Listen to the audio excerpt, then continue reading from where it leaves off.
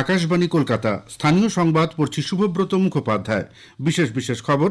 পশ্চিমবঙ্গের প্রতিটি সরকারি স্কুলে ব্রডব্যান্ড সংযোগ দেওয়া হবে বলে কেন্দ্রীয় শিক্ষা প্রতিমন্ত্রী ডক্টর সুকান্ত মজুমদার জানিয়েছেন।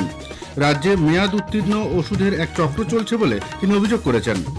ভিন রাজ্যের পরীক্ষাগারের ওপর নির্ভরতা কমাতে রাজ্যের ড্রাগ টেস্টিং ল্যাবরেটরির পরিকাঠামো ঢেলে সাজানো হচ্ছে।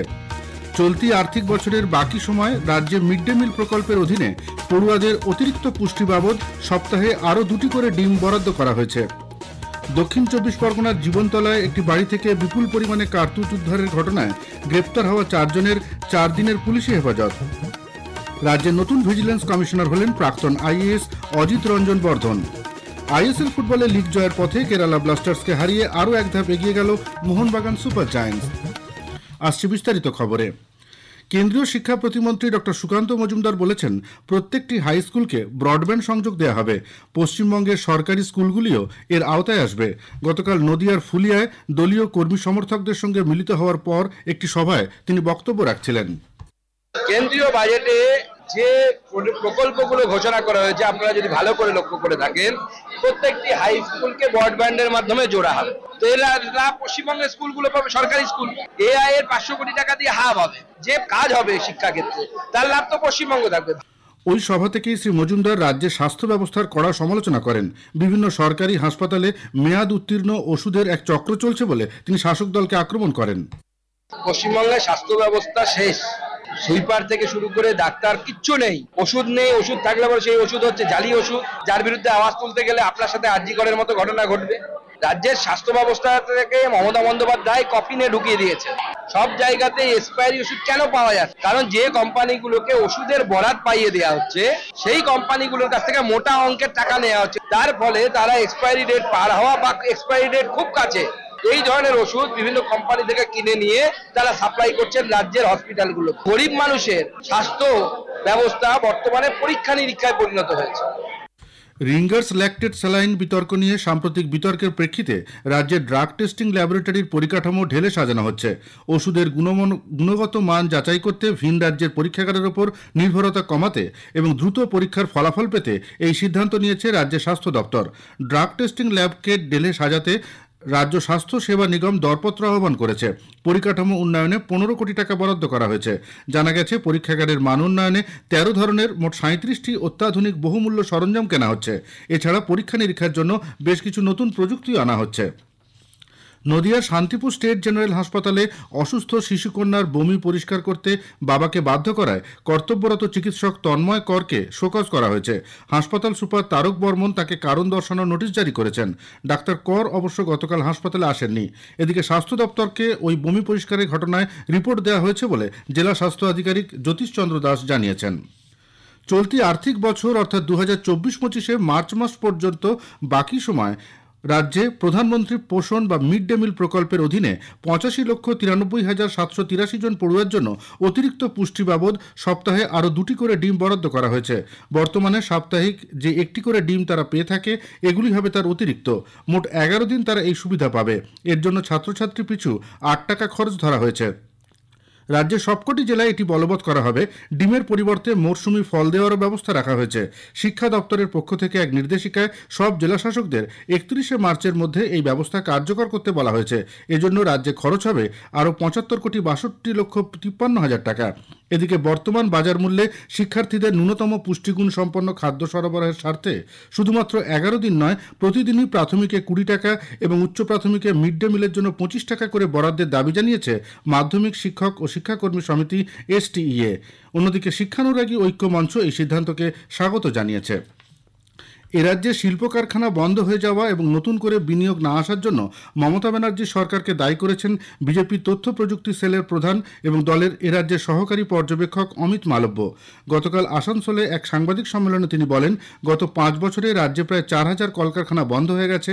খারাপ আইন শৃঙ্খলার কারণেই রাজ্যে নতুন করে কোনো বিনিয়োগ আসছে না বলে তিনি মন্তব্য করেন।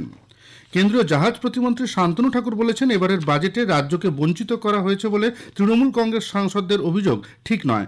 পাশাপাশি তিনি বলেন, এবারের বাজেটে 12 লক্ষ টাকা পর্যন্ত আয়কর ছাড়ে মধ্যবিত্ত মানুষ বিশেষভাবে উপকৃত হবেন। নদিয়ার কল্যাণী ঋত্বিক সদনে গতকাল বাজেটের খুঁটিনাটি নিয়ে দলীয় কর্মীদের এক সভায় তিনি বক্তব্য রাখছিলেন। রাজ্যে ওয়াকফ সম্পত্তি লুট হচ্ছে বলে বিজেপি অভিযোগ করেছে। কলকাতায় গতকাল এক সাংবাদিক বৈঠকে দলের রাজ্য মুখপাত্র শ্রমিক ভট্টাচার্য বলেন, রাজ্যে ৮০,০০০ ওয়াকফ সম্পত্তি থাকলেও তার মধ্যে মাত্র ৪০টি স্কুল, কলেজ, স্বাস্থ্যক্ষেত্র এবং হাসপাতালের জন্য ব্যবহৃত হচ্ছে। বাকি সম্পত্তিগুলি কী কাজে ব্যবহার হচ্ছে সে বিষয়ে তিনি প্রশ্ন তোলেন। স্থানীয় সংবাদ শুনছেন আকাশবাণী কলকাতা কেন্দ্র থেকে। আমাদের সংবাদ শোনা যাবে ইউটিউব চ্যানেল আকাশবাণী সংবাদ বাংলা, ফেসবুক ও ইনস্টাগ্রাম আকাশবাণী সংবাদ কলকাতা এবং এক্স হ্যান্ডেল AIR নিউজ কলকাতাতে। দক্ষিণ ২৪ পরগনার জীবনতলায় একটি বাড়ি থেকে বিপুল পরিমাণে কার্তুজ উদ্ধারের ঘটনায় রাজ্য পুলিশের STF ৪ জনকে গ্রেফতার করেছে। ধৃতদের গতকাল আলিপুর আদালতে তোলা হলে ৪ দিনের রাজ্য পুলিশ হেফাজতে পাঠানো হয়। এরা বেআইনি অস্ত্র কারবারের সঙ্গে জড়িত নাকি নিজেরাই অস্ত্র কারবারি, পুলিশ তা খতিয়ে দেখছে। উল্লেখ্য, গোপন খবরের ভিত্তিতে STF গতরাতে আবু তালেব মোল্লা নামে এক ব্যক্তির বাড়িতে অভিযান চালিয়ে ১৯৯ রাউন্ড কার্তুজ এবং একটি ১২ বোরের ডাবল ব্যারেল বন্দুক উদ্ধার করে। গ্রেপ্তার করা হয় আবু তালেব সহ মোট ৪ জনকে। বাকিরা হলো কলকাতার একটি কার্তুজ বিপণন দোকানের কর্মচারী, নদিয়ার বাসিন্দা জয়ন্ত দত্ত, হাসানাবাদের আসিফ ইকবাল গাজী ও হাজি রশিদ মোল্লা। STF সূত্রে জানা গেছে, বিবাদী বাগের যে দোকানের কর্মী গ্রেপ্তার হয়েছে সেই দোকানটিতেও রাত পর্যন্ত তল্লাশি চালানো হয়। জেরা করা হয় দোকানের মালিক ও কর্মীদের। বেশ কিছু নথিপত্র বাজেয়াপ্ত করে দোকানটি সিল করে দেওয়া হয়। দত্তপুকুরে মুন্ডহীন দেহ উদ্ধারের ঘটনায় জম্মু থেকে ধৃত মূল অভিযুক্ত জলিলকে গতকাল রাতে পুলিশ কলকাতায় নিয়ে আসে। তাকে আজ বারাসাত আদালতে তোলা হবে। উল্লেখ্য, এখনও সেই কাটা মুন্ডুর খোঁজ পাওয়া যায়নি। এই নিয়ে মোট ৪ জন গ্রেপ্তার হলো এই ঘটনায়। রাজ্যের নতুন ভিজিলেন্স কমিশনার হলেন প্রাক্তন IAS অজিত রঞ্জন বর্ধন। গতকাল রাজভবনে তাঁকে শপথ বাক্য পাঠ করান রাজ্যপাল CV আনন্দ বোস। উপস্থিত ছিলেন রাজ্যের মুখ্য সচিব মনোজ পান্ত, স্বরাষ্ট্র সচিব নন্দিনী চক্রবর্তী প্রমুখ। শ্রী শ্রী চৈতন্য মহাপ্রভুর ৫৩৯তম আবির্ভাব দিবস উপলক্ষে ৫ দিনব্যাপী শ্রীচৈতন্য জন্মোৎসবের অঙ্গ হিসেবে আজ সকাল থেকেই উত্তর কলকাতার বিভিন্ন পথে নগর সংকীর্তন আয়োজন করা হচ্ছে। উত্তর কলকাতার বাগবাজার গৌড়ীয় মিশনের উদ্যোগে গতকাল থেকে শুরু হয়েছে একাদশ শ্রীচৈতন্য জন্মোৎসব ও মেলা। বাগবাজার সার্বজনীন দুর্গোৎসবের মাঠে এই মেলা চলবে ১৯শে ফেব্রুয়ারি পর্যন্ত। বাংলা আন্তর্জাতিক চলচ্চিত্র উৎসব গতকাল কলকাতার Satyajit Ray film and television ইনস্টিটিউটে শুরু হয়েছে। কেন্দ্রীয় তথ্য সম্প্রচার মন্ত্রক এবং বাংলা আবার এর যৌথ উদ্যোগে আয়োজিত ৪ দিনের এই উৎসবে দেখানো হবে দেশ বিদেশের বেশ কিছু ছবি এবং শর্ট ফিল্ম। গতকাল উদ্বোধনী অনুষ্ঠানে উপস্থিত ছিলেন অভিনেতা রোহিত রায়, অভিনেত্রী ঋতুপর্ণা সেনগুপ্ত প্রমুখ। চলচ্চিত্র পরিচালক স্বপন সাহাকে জীবনকৃতি সম্মানে ভূষিত করা হয়। বাংলা চলচ্চিত্রের কিছু দুস্থ কলাকৌশলীর হাতে তুলে দেওয়া হয় আর্থিক অনুদান। দক্ষিণ পশ্চিম বায়ু বায়ুমণ্ডলে প্রবেশ করায় সপ্তাহান্তে দক্ষিণবঙ্গের জেলাগুলিতে তাপমাত্রা সামান্য কমলেও আগামী কয়েকদিন সর্বনিম্ন তাপমাত্রা আবারও বাড়বে বলে আলিপুর আবহাওয়া দপ্তর জানিয়েছে। কলকাতায় আজ সর্বনিম্ন তাপমাত্রা রেকর্ড করা হয় সকালে ১৯.৮ ডিগ্রি সেলসিয়াস, যা স্বাভাবিকের তুলনায় ১.১ ডিগ্রি বেশি। বুধবার কলকাতা সহ দক্ষিণবঙ্গের কয়েকটি জেলায় বৃষ্টি হতে পারে বলে আবহাওয়া দপ্তরের পূর্বাঞ্চলীয় প্রধান সোমনাথ জানিয়েছেন। সাউথ ওয়েস্টার্লি উইন্ড আমাদের দক্ষিণের রাজ্যগুলোতে ঢোকার সম্ভাবনা আছে। ১৬, ১৭, ১৮ পশ্চিমবঙ্গের কোনো জেলাতেই বৃষ্টিপাতের কোনো সম্ভাবনা নেই। প্রধানত শুষ্ক আবহাওয়া থাকার সম্ভাবনা বেশি। ১৯ তারিখে দক্ষিণবঙ্গের বেশ কিছু জেলাতে হালকা বৃষ্টিপাত হওয়ার সম্ভাবনা আছে।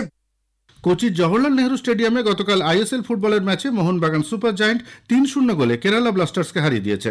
বিরতিতে মোহনবাগান ২-০ গোলে এগিয়েছিল। মোহনবাগানের পক্ষে জেমি ম্যাকলারেন ২টি এবং অ্যালবার্তো রদ্রিগেজ ১টি গোল করেছেন। লিগ তালিকার শীর্ষে থাকা মোহনবাগান ২১ ম্যাচে ৪৯ পয়েন্ট সংগ্রহ করে সেমিফাইনালে ওঠা নিশ্চিত করেছে। দ্বিতীয় স্থানে থাকা FC গোয়ার থেকে মোহনবাগান ১০ পয়েন্টে এগিয়ে রয়েছে। বাকি ৩টি ম্যাচের একটিতে জিতলে লিগ শিল্ড জয় করতে পারবে মোহনবাগান। এদিকে যুবভারতী ক্রীড়াঙ্গনে ইস্টবেঙ্গল আজ মোহামেডান স্পোর্টিং এর মুখোমুখি হবে। খেলা শুরু হবে সন্ধ্যে ৭:৩০টায়। ইস্টবেঙ্গল ১৯ ম্যাচে ১৮ পয়েন্ট নিয়ে লিগ টেবিলের একাদশ স্থানে আছে। ১৩ দলের লিগে সর্বশেষ স্থানে থাকা মোহামেডান স্পোর্টিং এর সমসংখ্যক ম্যাচে পয়েন্ট ১১। শেষ করার আগে স্থানীয় সংবাদের বিশেষ কিছু অংশ আরও একবার। পশ্চিমবঙ্গের প্রতিটি সরকারি স্কুলে ব্রডব্যান্ড সংযোগ দেওয়া হবে বলে কেন্দ্রীয় শিক্ষা প্রতিমন্ত্রী ডক্টর সুকান্ত মজুমদার জানিয়েছেন। রাজ্যে মেয়াদ উত্তীর্ণ ওষুধের এক চক্র চলছে বলে তিনি অভিযোগ করেছেন। ভিন রাজ্যের পরীক্ষাগারের ওপর নির্ভরতা কমাতে রাজ্যের ড্রাগ টেস্টিং ল্যাবরেটরির পরিকাঠামো ঢেলে সাজানো হচ্ছে।